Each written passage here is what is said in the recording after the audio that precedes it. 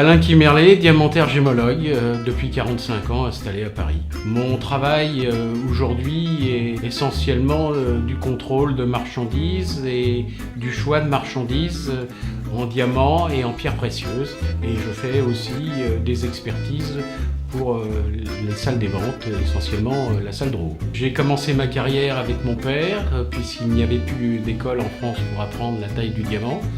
J'ai travaillé à peu près 15 ans à la Meule. J'ai eu des bons résultats puisque j'ai gagné un concours international en 1994.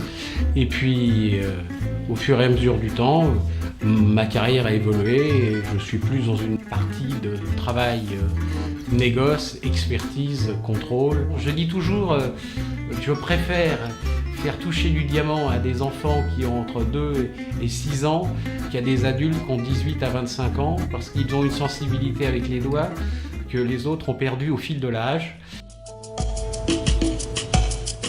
Dans les critères du diamant, on parle toujours de la pureté, de la couleur et le façonnage arrive en 3e position.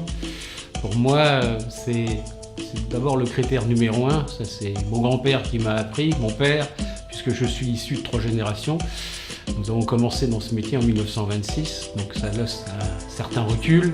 Nous ne sommes pas nombreux à exercer les 2 professions en même temps.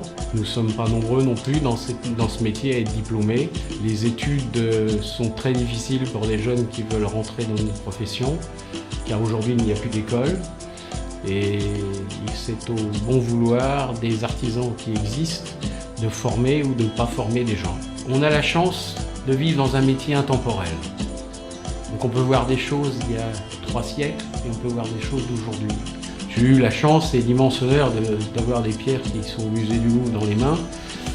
Je pense toujours à mes confrères diamantaires sous Louis XIV qui les taillaient avec un matériel vraiment empirique et qui ont fait des merveilles. Et j'ai toujours le doute en me disant aujourd'hui, est-ce qu'on est à la même hauteur ?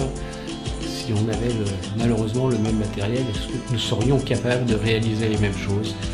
J'ai parfois le doute. On est bien assisté aujourd'hui par le matériel, mais qu'à l'époque il n'y avait rien. Donc immense respect pour le passé et pour les générations antérieures qui nous ont donné un savoir et des connaissances.